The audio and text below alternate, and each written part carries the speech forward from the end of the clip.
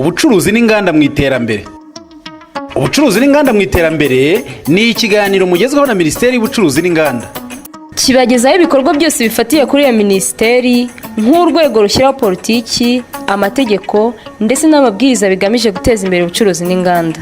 Kibagezaho kandi amakuru ku bikorwa binyuranye by'iyo minisiteri ndetse n'abafatanyabikorwa bayo. Muri iki kiganiro mushobora gukurikira uko ubucuruzi buhagaze, bwaba ubw'imbere mu gihugu, ubwambukiranya imipaka cyangwa hanze y'igihugu ndetse n'ubw'ibikomoka kuri peteroli.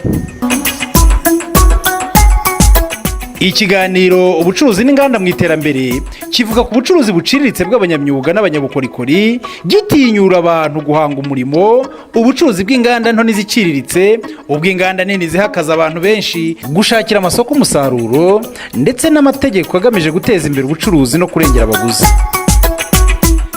Tubahaye ikaze inshuti zacu bakunze b'ikiganiro ubucuruzi n'inganda mu iterambere, ikiganiro mutegurirwa na Minisiteri y'Ubucuruzi n'Inganda. Mu kiganiro cy'uyu munsi turagaruka kuri gahunda y'u Rwanda yo kugabanya ibicuruzwa bitumizwa mu bihugu byo hanze, hongerwa umusaruro ku bicuruzwa bikorerwa mu gihugu mu rwego rwo kugira ngo dushobore kwihaza mu byo dukenera mu buzima bwacu bwa buri munsi, ariko ahubwo birengeho tunasagurire ahubwo ayo masoko yo hanze. Kuri iki cyumweru rero turagaruka ku myenda ya caguwa ndetse n'ibikomoka ku ruhu, birimo nk'inkweto, birimo imikandara, amasakoshi n'ibindi, nabyo biri muri gahunda ya leta yo kugabanya ibituruka hanze hakongerwa ibikorerwa mu gihugu, ya madovize igihugu cyatangaga kigura ibintu hanze akagaruka akadufasha mu bindi bikorwa by'iterambere binyuranye. Ni mu kiganiro ubucuruzi n'inganda mu iterambere, muri kumwe na Vincent Makaniye ukibagezaho. Ubucuruzi n'inganda mu iterambere. Ubucuruzi n'inganda mu iterambere ni ikiganiro mugezweho na Minisiteri y'Ubucuruzi n'Inganda. Tinyuka nawe uhange umurimo w'ubucuruzi uguhesha agaciro kandi ukaguha inyungu. Hera ku ngero z'abandi, ayo ufite yose watangiye. Murararitswe rero, iki kiganiro ntikibacike. Hashize iminsi itari mike abantu benshi baganira kwikurwa ku isoko ry'imyenda ya caguwa. Ibyo bivugwa ahanini n'abasanzwe bayigura kugira ngo bayambare, ariko kandi ku rundi ruhande n'abayicuruza. Na caguwa ndi baramutse bayiciye, abantu benshi twamererwa nabi kubera ko itunze abantu benshi cyane. Abayambara caguwa irakomera. Iriya ni ukuvuga ngo baramutse bavuze ngo tujye twamara mangaze iroroha cyane. Caguwa irakomera, ushobora kugura umwenda wa caguwa ukamara igihe kirekire kuruta uko wakwambara mangaze. Hari noneho n'umwenda wa caguwa iyo uje nyine n'uwuguze nawe urumva ko nawe ntiyawambara nawe utameshe. Iyo ugeze mu rugo urawumesa ukambara warawumeshe. Ugereranyije nko mu Rwanda, caguwa mu bintu bya mbere byinjiza amafaranga cyangwa binatunze abantu benshi, caguwa izariya mu rwego nabaramo izari nk'iya mbere urebye. Ko bashobora kuzica bitewe n'uko babyita ko biba birimo umwanda, ariko twe tubicuruza tubona ntacyo bidutwaye, n'ababigura babaye babibonamo umwanda ntabwo baba bakibigura, ahubwo biterwa n'uko baba babifashe nyine, ariko twe tubona ntacyo bidutwaye. Gusa njyewe ncuruza mvanze mangazi na caguwa. Bigurwa cyane ni caguwa. Caguwa ziba zifite uburambe nubwo iba yarakoze, ariko ibikomeye kurenza mangazi. Icyo mbona cyakorwaho kugira ngo bazice ni ukuvuga ngo kuko zikunzwe zidufitiye n'umumaro mwinshi, bareka tukagumya tukazicuruza. Ntabwo nzi bagiye kuzica icyo bagendeyeho, ariko njyewe numva zagumya zigacuruzwa. Ni ikibazo kuko many person ikunda second hand, kandi iriya myenda ya original iri expensive cyane. So njye numvaga leta yakiga ubundi buryo byakoroherezwa ariko ntibayice burundu. Njye numvaga habashije kubona inganda zakora imyenda ya original cyangwa se zino nkweto za second hand za original, ariko iri modern, itahenze cyane ku buryo buri munyarwanda wese yibonamo. Numva nta kibazo. Gusa ikibazo abantu benshi bibaza ko byaba ihenze cyane yazaboneka. Mwumva rero caguwa rwose yagomaho kukivuza cyane. Inkweto za caguwa baramutse baziciye byanze bikunze habonekamo imbogamizi. Umuntu afite amafaranga make ashobora kugenda akarangura inkweto za caguwa nke agashyiramo, mahanga zisohoka zihenze. abantu bose ntabwo ariko babona amafaranga yo gucuruza amahangasi. Ndumva rero inkweto za caguwa baziciye ntabwo byaba ari byiza. Leta ariko yo siko ibibona. Minisitiri w'ubucuruzi n'inganda arasobanura ko uko byagenda kose hagomba kugabanywa imyenda itumizwa hanze, u Rwanda rukagerageza gukora imyenda mu nganda zo mu Rwanda, ariko ndetse na ya yindi ya caguwa ikagenda iva ku isoko buhoro buhoro kugeza igihe izashiraho burundu, kuko yemwe nta n'ishema biteye kwambara imyenda yambawe n'abandi. Abayobozi b'ibihugu byacu bamaze gufata icyemezo cyuko mu ngamba z'igihe kirekire zo kwihesha agaciro, ariko cyane cyane no kureba ahantu mu bukungu bwacu twatakazaga ibintu by'ingenzi byagombye kubishingiro ryo guhanga imirimo yo kugira ngo turwanye ubushomeri, twahibanda. Byaje kugaragara yuko gukomeza gutumiza imyenda yambawe hanze rwose ni ikibazo mbere na mbere gishingiye ku mpamvu z'uko bene iyo myenda nta gihugu na kimwe gishobora guteza imbere urwego rwo kudoda imyenda gikomeza gutumiza bene iyo myenda hanze, kuko ntibishoboka. Icya mbere icyo ngicyo kigomba kumvikana gutya abanyarwanda bakumva inyungu zabyo muri uru rwego kugira ngo dushobore guhanga imirimo ishingiye muri uru rwego gukora imyenda abanyarwanda bakeneye, aho kugira ngo dukore imyenda yamawe ngo no kugura makeya. Icya kabiri harimo n'ikibazo cyo kwihesha agaciro. Ibyo nabyo abanyarwanda bagomba kubyumva. Iriya myenda buriya kenshi nubwo tuyambara ntabwo tuzi abantu baba barayambaye imbere ni bantu ki. Ushobora gusangamo abantu b'abarwayi banyuranye, indwara zinyuranye, nubwo iza bivuga ngo yasukuba, ariko buriya hari mikorobe zidashira dushobora kuba tufite muri iyo myenda. Abanyarwanda bashobora banasobanurira ubwabo uko ubushobozi bw'abanyarwanda bugenda bwiyongera. Ndumva mu ngamba zo kugenda turushaho kwihesha agaciro, kugenda dutandukana n'ibyo ngibyo, byagombye kumvikana yuko ni kimwe mu buryo bwo kwihesha agaciro no guteza ubukungu bwacu imbere. Kugira ngo u Rwanda rushobore kugera kuri iyi ntego, ni ngombwa ko hongerwa inganda zikora imyenda ndetse hakanongererwa ubushobozi izisanzwe zikora, kugira ngo zirusheho kongera umusaruro mu bwinshi bw'ibyo zikora ndetse n'ubwiza, bityo kurarikira ibyo hanze bikavaho.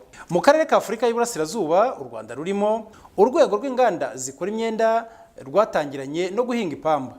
Ibihugu byose byo mu muryango wa Afurika y'Iburasirazuba bihinga ipamba uretse u Rwanda kubera ibibazo by'ubutaka n'ikirere bitabereye iki gihingwa. Ku bijyanye n'impu n'ibizikomokaho, ubworozi bukorerwa muri ibyo bihugu byo mu muryango wa Afurika y'Iburasirazuba bubiha amahirwe menshi yo guteza imbere inganda zikora ibikomoka ku ruhu. Mu Rwanda, urwego rw'inganda zikora imyenda rugizwe n'inganda nini, abakora umwuga w'ubudozi bikorera ku giti cyabo n'abakorera mu makoperative. Mu nganda nini zikora imyenda ubu dufite ebyiri, hakaba uruganda rwa Itexirwa. Uru ruganda rukaba rwaratangiye gukora mu 1984 ipamba rwifashisha ikaba ituruka muri Tanzania, muri Uganda no mu Burundi, ndetse n'ibyitwa polyester iva muri Afurika y'Epfo, Indonesia n'Ubuhinde.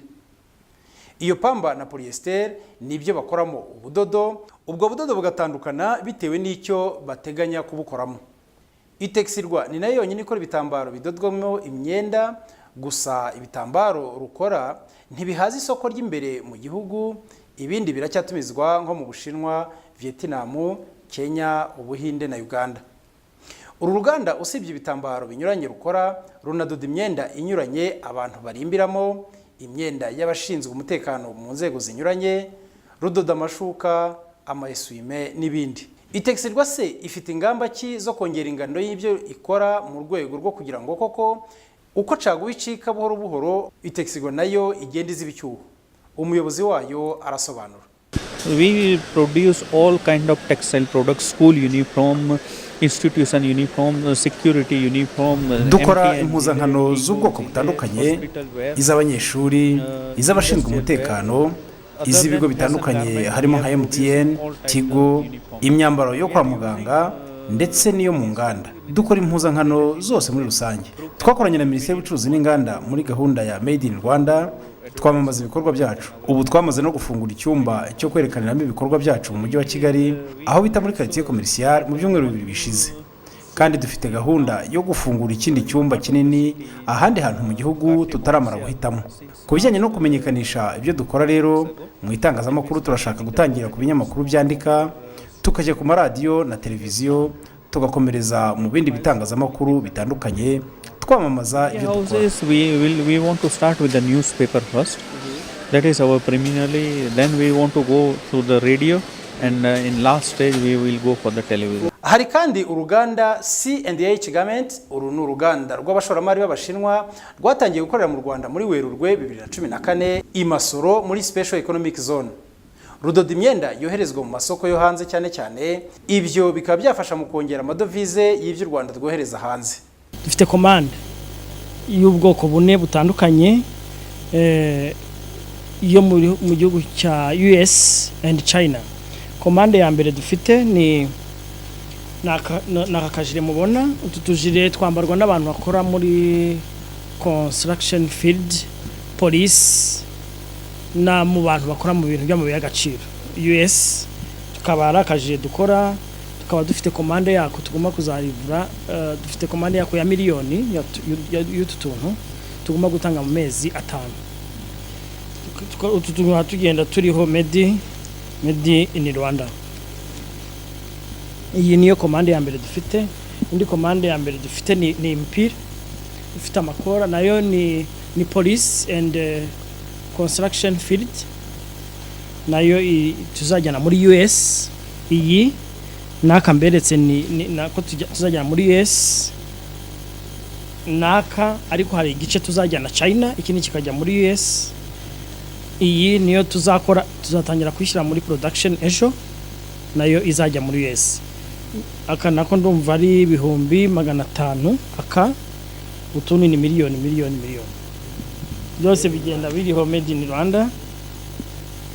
Guverinoma y'u Rwanda yararebye isanga mu gihugu hari gap yuko hari uniforms cyane z'abana tugura hanze, bagasanga byaba barashaka ko C&H yinjiza amafaranga ava muri export, ariko nanone yasova amafaranga igihugu gisohora hanze. Ikindi ni uniform za gisirikare na police. Ubu turi muri negotiation na RDF na police, turimo kubakorera ibyo bita PP samples. Nabo twaje gusanga hari imyenda batumiza hanze nyuma hanze y'igihugu, bigatwara amadevize mu gihugu, kandi natwe ubwo bushobozi tubufite twambika abasirikari bo hanze, nta kuntu abaciro cyangwa polisi bacu kubambika byatunanira. Indi myenda dukora itandukanye, imipira, amapantaro, amakoti, tugiye gutangira kubikora. Hakaba hari bizajya bigurishirizwa hano mu gihugu hafi 80%, 20% bizajya biguma hano, 80 bisohoke bijye hanze y'igihugu. Mu gihe cya vuba ariko ruzaba rukora n'imyenda izacururizwa mu Rwanda. Uru ruganda rufite abadozi bagera kuri 300, ariko hakaba hari gahunda yo kubongera bakagera kuri 500. Izi nganda nini zunganirwa n'amashyirahamwe y'abadozi ndetse n'abadoda bikorera ku giti cyabo. Muri abo bishyize hamwe twavuga nka APT ifite abanyamuryango 244. Abarigize bakaba basobanura uko kwishyira hamwe bizabaha imbaraga zo gukora byinshi kandi byiza, bityo bagashobora guhaza isoko, ibyavaga hanze bikagabanuka. Ubushobozi n'ubushake turabufite. Bigaragara ko umudozi twasanze kugira ngo dushore imari yatanga umugabane ungana n'ibihumbi 20 kugira ngo ashobore gushora ya mari muri wa mwuga asanzwe akora. Ariyo mpamvu rero twumva byaba ari byiza leta ibidufashijemo kugira ngo dushobore kubahuriza hamwe.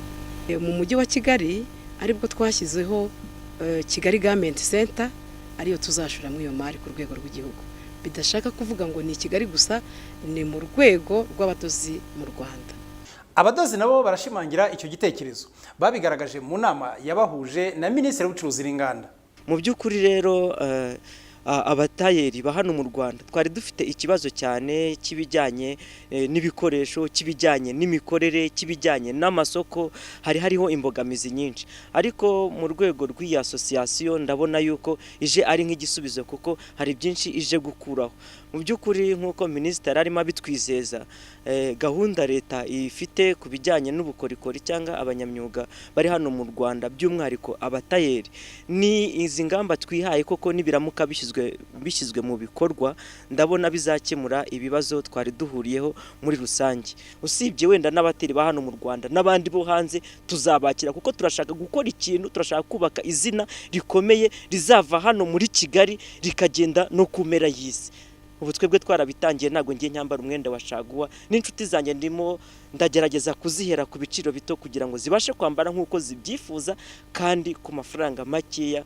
Ndumva byanga bikunda intego yacu izagerwaho, nkaba nakangurira abagenzi banjye kuza kugira ngo twifatanye tubashe gukora ikintu cyiza, kuko n'igihugu cyacu, ubuyobozi bw'igihugu buradushyigikiye, kandi ndahamya neza yuko imvugo ariyo ngiro, niyo gahunda twese tugenderaho nk'abanyarwanda, kandi tugomba kwihesha agaciro tuva muri Caguwa zifite ubuheri n'ibindi bidasobanutse.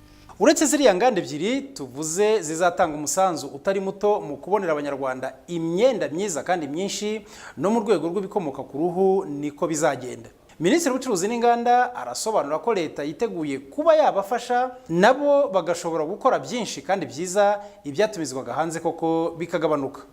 Hari gahunda leta yiyemeje kureba ukuntu bene izi nzego z'ubukungu twazishyiramo ingufu, byanaba ngombwa leta rwose ikaba yashoramo amafaranga igafatanya n'abantu barimo kugira ngo dushobore kongera ubushobozi bwo gukora ibintu nk'ibi ngibi byinshi dushobora gukorera mu Rwanda, tugende dusimbura ibiva mu mahanga. Hari n'icyemezo cyafashwe mu rwego rw'umuryango w'ubukungu bwa Afurika y'Iburasirazuba bwo kugenda dusezerera sekeni, ibintu bya sekeni ari imyenda, ari inkweto, bikagenda tubikura ku isoko ryacu, bikagenda bisimburwa n'ibintu bikozwe n'inganda zacu.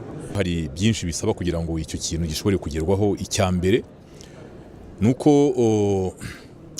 twashakisha ibishoboka byose kugira ngo mu Rwanda haboneke ikaniro rishobora kugenda likageza ku mpu zirangiye abakora inkweto bakenera. Aba bose bakenera impu zirangiye, bazitumiza hanze, kuko mu Rwanda ubu ngubu ntazo dufite. Muri Kenya, muri Ethiopia birarushya, birabahenda, bibatwara igihe. Ahangaha dufite amahirwe kubera yuko hari umushoramari umwe rwose wujuje ikaniro hariya mu Bugesera umaze kwambuka umugezi w'Akagera, ariko ntabwo aragera ku rwego rwo gukora impu zirangiye. Arakora impu zitunganije ku rwego rwa mbere mu byerekeye gutunganya impu bita stade ya wetibu, ariko yatwijeje yuko namara kwisuganya n'impu nyinshi zo mu Rwanda kugira ngo zikomeze zoherezwe hanze zidatunganye, ahubwo ziyoboka uruganda rwe, ashobora kuzashyiraho izindi mashini ku buryo bwihuse, ku buryo bitarenze igihe cy'umwaka n'igice yaba akora impu zirangiye, ku buryo ibigo bito n'ibiciriritse byo mu Rwanda byose biri muri urwego byabona impu bitagombye kujya kuzikura hanze. Nk'icyo ni ikintu gikomeye cyane tugomba gushyiramo ingufu mu rwego rwa porogaramu muri guverinoma dufatanije n'abantu bose bari muri iyi secteur. Ikindi nuko nkuko mubibona hari ibigo byinshi ariko n'ibito, ubushobozi bafite kugira ngo bakore inkweto nyinshi buracyari hasi cyane. Niyo mpamvu turi gutekereza ukuntu twafatanya nabo, tubonye n'undi mushoramari ufite ubushobozi mu rwego rwo gukora inkweto byaba ari byiza, tugashyiraho uruganda runini rukora inkweto nyinshi kandi nziza zishobora kurangira ziri ku biciro mu by'ukuri biciriritse, ku buryo dushobora guhangana n'izindi nganda zikora inkweto muri aka karere. Urwo ruganda rero ugiye uko n'umva ntabwo ari uruganda rugomba kujya gushakisha abandi bantu hanze, ruzashingira mbere na mbere ku banyabukorikori dufite mu rwego rw'ubukungu. Hari abantu benshi bazi gukora inkweto bari muri ibigo bito n'ibiciriritse, ariko bakeneye kubakirwa ubushobozi kugira ngo bashobore kuba bakora mu ruganda nk'urwo ngurwo.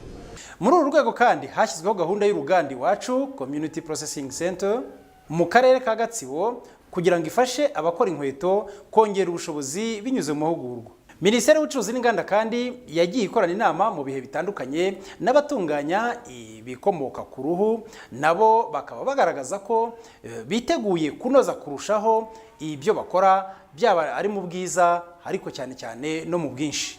Ubwo dukora ibintu byo hafi ya byose bikomoka ku ruhu. Dukora inkweto, dukora imikandara, dukora amaprotokole, ni sinzi niba babonye dukora ibintu bijyanye n'amahoteli, urabona ibintu birimo za meni zo mu mahoteli, inkweto z'abakozi bo mu gikoni n'ibindi byose bikozwe mu ruhu. kandi turanabisana iyo byashaje. Uruganda tuzashyiramo imigabane, uruganda zaba rwa leta ba association ishyiramo imigabane. Amasoko abantu 200, kandi noneho niba twakoreshaga imashini 3 zaba n'imashini nka 20 cyangwa 30, ubundi nta ukora inkweto ari umwe ngo ayirangize. Niba hari imashini kata, uriya arakora iki, undi akora iki, undi akora iki, atukora arasheni. Nta mpamvu rero yo kuvuga ngo abantu 200 ntabwo tuzabikora ibyo bintu ngo tubirangize. Icyangombwa ni ibikoresho by'ibanze, ne tubona imashini tukabona n'ibikoresho, ibyo bintu tuzabigeraho. Aba bagenzi banjye rero dukorana ubu ni umutwe w'abasirikare uremereye wo kwambika abanyarwanda inkweto. Nta kibazo biduteye rero kugira ngo duhuriye nkaha, kuko n'imbogamizi twagiraga nyakubahwa minisitiri uwo perezida yadutumyeho atwereka ko nawe turi hafi, yaturemye umutima. Imbogamizi twari dufite, urabona nk'ubu uruhu rwasohokaga rwigira mu mahanga. Ibyo twari ibyakabaye ibyacu tugasubira kujya kubigura n'abanyamahanga. None batumaze impungenge batubwira ko nta mutungo wacu uzongera gusohoka hanze. Abo mu mahanga ntabwo baturusha gukora. Abanyamuryango bacu ko bari basanzwe bakoresha amaboko, nta mashini zigezweho bafite. Minisiteri ikaba bemereye ibikoresho bigezweho, ikaba bemereye naho uruganda ruproduiza za mpu zikaza ari finishing rugatunganyirizwa hano. Numva ko yatumaze impungenge, ari n'ikibazo twagira bashobora kuzana inzobere zabo batariyani babigize umwuga kugira ngo tubashe kunoza imikorere yacu. Ko hari ikibazo cya second hand ziriya Caguwa, ibintu byacu birakunzwe pe, ariko noneho kubera ko dutumiza impu hanze ugasanga ibintu birahenze, noneho abantu bakabitinyira. Si uko batabikunze, barabikunze, ahubwo igiciro kiri hejuru kubera impu dutumiza hanze. Muri make nizo mbogamizi hari. Ubu rero leta yafashe ingamba zo kubihagaritse izo sekeni, noneho kugira ngo inadutoze tugire ku rwego mpuzamahanga rwo guhaza igihugu muri rusange, byaba ngombwa tukagemura no mu mahanga. Uretse inama n'amahugurwa anyuranye, Minisiteri y'Ubucuruzi n'Inganda ihurizamo abakora ibikomoka ku ruhu yanabafashije gukora urugendo shuri ahatunganyirizwa impu mu karere ka Bugesera. Bishimiye ko babona ikibazo cy'ibikoresho by'ibanze kigiye gukemuka. None hano tuje gusura hano Bugesera, ndahageze kuko twari dufite ikibazo cy'impu, ariko ngeze hano nsanze uruhu mu Rwanda twarubonye, kuko uruhu ahubwo barimo barazifata bakazita wheat blue zikajya hanze, kandi natwe twaho zigeze dushobora no kuzikorera finissage tukaba twazibyazamo umusaruro. Kandi ubu twari tumaze iminsi dufite ikibazo cy'uruhu, ariko ubu ngubu kugeza ubu ngubu ngenda hageze n'ubu icyizere gitangiye kuboneka kuko uruhu rwabonetse. Akazi gasigaye ko gukoraho ni akazi gato, natwe twazikoresha, ikibazo cy'impu kikaba kirarangiye. Uru rugendo rero, iyi nama yateguwe na minisitiri iduhaye kureba kure, kuko iyo tutagera aha ngaha ngo tubone izi mpu zacu zigeze nk'uko tumaze iminsi twarabuze uruhu, ntabwo twari kuzamenya ko iki kintu gikorerwa hano. None iyi nama twakoze tukaba tugize n'urugendo shuri tuje kureba hano, dusanze ikibazo twari dufite kigiye gukemuka kubera ko uruhu rwabashije kuboneka, ahubwo igisigaye ni ukurunogereza kugira ngo dukore inkweto. Ikibazo cy'impu kibe kirarangiye. Iyi gahunda nk'uko mwabikurikiye muri iki kiganiro ni gahunda yizwe neza, idahubukiweho, kandi ikaba irimo abafatanyabikorwa batandukanye. Ishyirwa mu bikorwa ryayo rikazamara igihe kigeze ku myaka 3. Nshuti zacu bakunze b'ikiganiro ubucuruzi n'inganda mu iterambere, ikiganiro mutegurirwa na Minisiteri y'Ubucuruzi n'Inganda. Aha tunabibutse ko gahunda yo guca imyenda ya Caguwa ndetse n'inkweto atari gahunda u Rwanda rwihariye, ahubwo ruyisangiye n'ibindi bihugu bihuriye narwo mu muryango wa Afurika y'Iburasirazuba. Abakuru b'ibihugu bigize umuryango wa Afurika y'Iburasirazuba mu nama bahuriyemo yarusha ku itariki ya 2 Werurwe 2016 bongeye gushimangira ingamba zo gukora imyenda myinshi kandi myiza hagamijwe guca Caguwa. Ntidushidikanya rero ko mu gukunda igihugu kw'Abanyarwanda no kwihesha agaciro, buri wese agiye gukora ibishoboka byose kugira ngo iyi gahunda ayigiremo uruhare kandi atume itungana kurushaho, maze made in Rwanda ibe umuco, twigurire iby'iwacu, ayo madovize twatangaga tugura ibintu hanze ahubwo adufashe mu bindi bikorwa by'iterambere. Tubashimire rero mwebwe mwese mwadukurikiye mu minota y'iki kiganiro. Ntabwo nshidikanya ko tuzaba turi kumwe mu kindi kiganiro ku cyumweru gitaha. Amasaha naya byari ikiganiro ubucuruzi n'inganda mu iterambere, mukaba mwari kumwe na Vincent Makani usanzwe akibagezaho.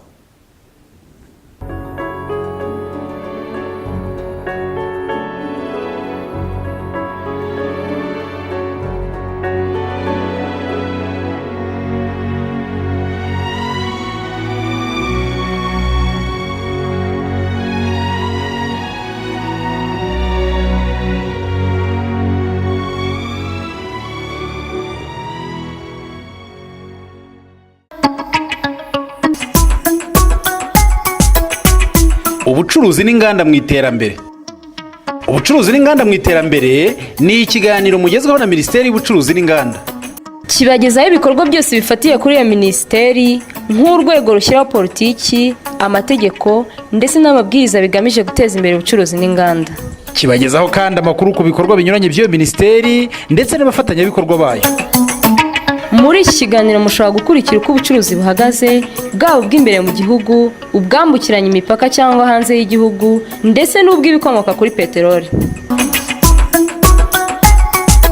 Ikiganiro ubucuruzi n'inganda mu iterambere kivuga ku bucuruzi buciriritse bw'abanyamyuga n'abanyabukorikori, gitinyura abantu guhanga umurimo, ubucuruzi bw'inganda nto n'iziciriritse, ubw'inganda nini zihakaza abantu benshi, gushakira amasoko umusaruro ndetse n'amategeko agamije guteza imbere ubucuruzi no kurengera abaguzi.